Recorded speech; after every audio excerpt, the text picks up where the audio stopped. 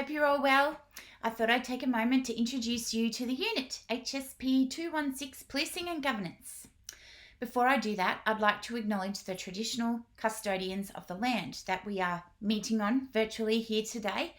This is really important for me because the research that I do around LGBTIQ people and young people and their frontline interactions with police particularly indicates some very problematic stuff going on. But most importantly, they're always overrepresented in that research because they are currently overrepresented at every level of the criminal processing system in Australia. This is what we would call a national emergency.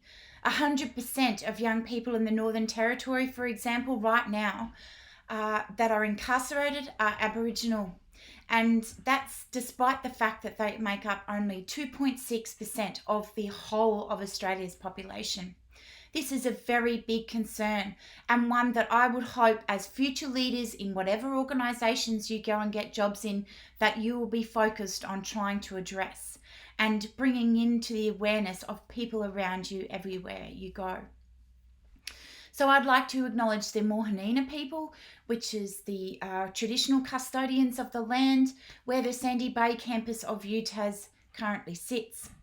I'd also like to acknowledge the Wurundjeri people, which is the traditional custodians of the land where my Victoria Police Academy sits, which is the other half of my job where I work in Melbourne. I will actually be running this unit with another unit coordinator, Jeanette Boland, but she will be joining us in the third week of semester. If you want to get in touch with me, my email is the best way to do so. If it's something urgent, I typically will get back to you in 24 hours. So please just don't hesitate to email me at any time. The consultation times for me are a little bit different because I'm not technically at the university campus. I am located in Melbourne, but that doesn't mean you can't get to me. If you need to talk to me, I'm more than happy to speak on the phone or to Skype at any time where we make a prior arrangement. So please don't hesitate to get in touch if you need to speak to me.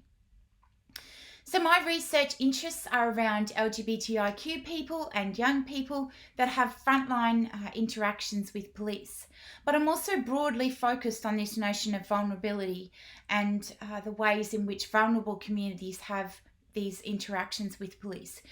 If you want to learn more about me and the work that I do, there is a link on the site, the slides that I use to record this video with, that you can go and learn more about me. In my spare time, I very much love to go to punk gigs with my beautiful partner. I like to go and do random stuff like ropes courses with my family and my kids. I love to do research projects with my favourite colleagues. And I also ride dirt bikes. So what are we studying in this particular unit? We are focused on the roles and functions that the police play as a major agency of governance in society. The structures and strategies of policing are analysed and the relationship between government, the police and other governmental institutions and the public are discussed. There are a range of issues concerning police accountability, police culture and deviance, oversight authorities, the managerial approach to policing overall, community policing and transnational policing that we have a look at because governance also happens across borders. We use case material from Australia and international jurisdictions to show you how policy issues and contemporary practices happen in an everyday work environment for police. So that's what we're focused on in this particular unit. Our main aim, well, my main aim is to try not to bore you to tears, most importantly, but also to step you through a whole range of different topics, 13 to be precise, but we only do 12 weeks of content overall. So I introduce you to the unit this week. Then we look at histories of governing police in colonial Australia. We look at police governance and accountability, which are genuine concepts which drive what police organisations do. We then look in week 4 at police roles, functions, powers and duties. From there, we move into police conduct and codes of conduct, and most importantly, misconduct, which is never a great thing. We also look in week 6 at police deviance and corruption, And then week 7, we move on to police oversight, which can sometimes be actually done by police and sometimes be done by organisations outside of police. In week 8, we look at policing and performance management. Then we move on to looking at police legitimacy and accountability in week 9, and then public trust and police and legitimacy in week 10. From there, we look at police reform in week 11, because this is probably one of the most important things to look at into the future, considering we have been focused on that for quite some time in the past. And we're probably still doing okay, but there's a little bit of work we could be doing in that respect. Week 12 is a pretty good week for you all because we have nothing to do except your assignment. So I just give you that week off so you can think in detail about your assessment. And week 13 is kind of this nice overall summary week where we look at all of the different things that we've done, and most importantly, we look at what we need to do to govern police organisations into the future in ways that are ethical. So that's what we're studying in this particular unit. We've got a whole bunch of resources under your belt. Number 1, we've got the Milo site, which has everything on there for you, and I will be uploading the material as we go from week to week. Number 2, we have the announcements. Keep an eye on these because this is how I contact you.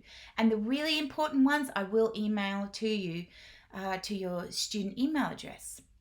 We also have the weekly lectures and content that goes up online, and they will be released on a weekly basis because I will be using the latest material for you and designing it as I go. Number 4, we have the YouTube information and other information on the Milo site about assessment for you. So I'll try and break it down in a little bit more detail and get all of that up online so that you know what you're doing. And number 5, a really key point, there are no textbooks in this unit. It's all online readings and it will all be embedded on a week-to-week basis for you. So it's pretty easy. But that's the resources that you've got in this particular unit.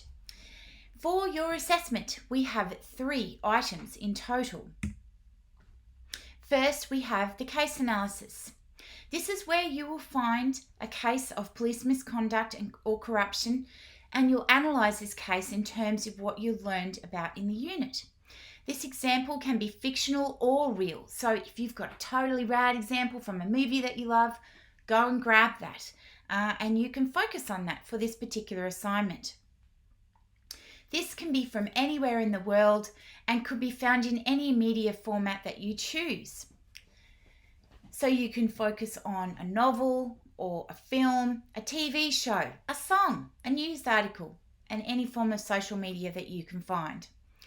Students will need to draw on readings from the unit and wider research and literature that you do, that you find through the library databases and through Google Scholar, and you'll need to reference your response.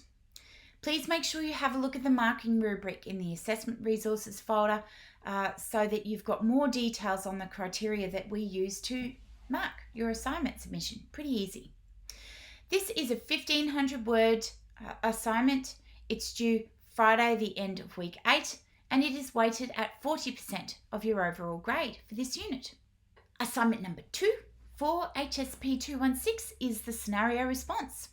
This is where you guys get to address a mock police scenario, case, or event related to police governance. I have a scenario up there for you that you can step through and have a look at, and then you get to address it based on the information on Milo. So it's pretty easy. Your response will need to be put together like a short PowerPoint presentation, and it's structured as a pitch to change practice, all right? So you really got to convince those big wigs that you have something to say and that you need to change this particular practice because it's not good enough, because governance is falling through the cracks. You will draw on readings from the unit and wider research and literature that you find through the library databases, Google Scholar, wherever else. And of course, as usual, you'll need to reference your response. Make sure again that you have a look at the marking rubric so that you know the criteria that we're going to use to assess your submission. It's very fun, this one, because it's a 10-minute audio recorded PowerPoint presentation. And this includes a maximum of 8 slides, and one slide, usually the last one, it's the easiest option, includes a list of your references. This is due Friday, the end of week 13, and it's weighted at 40% of your overall grade. Your third assignment for 216 is your discussion forum participation, and you're doing this over the whole 13 weeks of semester. It's pretty easy. It maybe requires about 20 minutes a week just for you to get online, look at the set task, and roll with it. But most importantly, you contribute no more than 200 words, or folks, you are seriously exploiting yourself if you do any more than this. So you get online and you post in at least 10 of the 11 weekly discussion forums that are up there, and you need to do that in order to pass the assessment. So you need to have 10. If you don't have 10, you're going to struggle to pass, peeps. So make sure you note that. Each post must be started as a new thread. Don't reply to other people's posts. And you can have, sort of no more than 2 references, but you must have some sort of references in your post. This is so you get some practice with referencing as well. If you are responding to another student's post, please refer to that student by their, name and title of their post so we know what you're talking about. Also remember that online netiquette is important here, and I have got some resources up online for you about what to avoid and how to support really good student interactions. So no really negative comments, no homophobia or transphobia people, no racism please. It's basic, straightforward, workplace rules that you would have. You can't say those things in a workplace. That means you can't say them in these units either. Students who post a full stop or anything like that as a post each week are clearly going to fail. So make sure you bear that in mind. Please make a genuine effort to respond to each question. Late submissions will not be marked, so make sure you get them in on time, please, people. And you need to get prior approval in order to arrange that. It is 200 words per week that you choose to focus on. Again, it's just 10 weeks that we talked about. It's due Friday, the end of week 13, and it's weighted at 20% of your overall grade. Simple. So hopefully that's some of the boring bits out of the way for this particular unit, and you know a little bit about the direction of why you're doing this unit in your overall degree. I will talk about each assignment in more detail in the videos online, so make sure you have a look at those and get in touch if you've got any questions. Have a great day. See you all soon.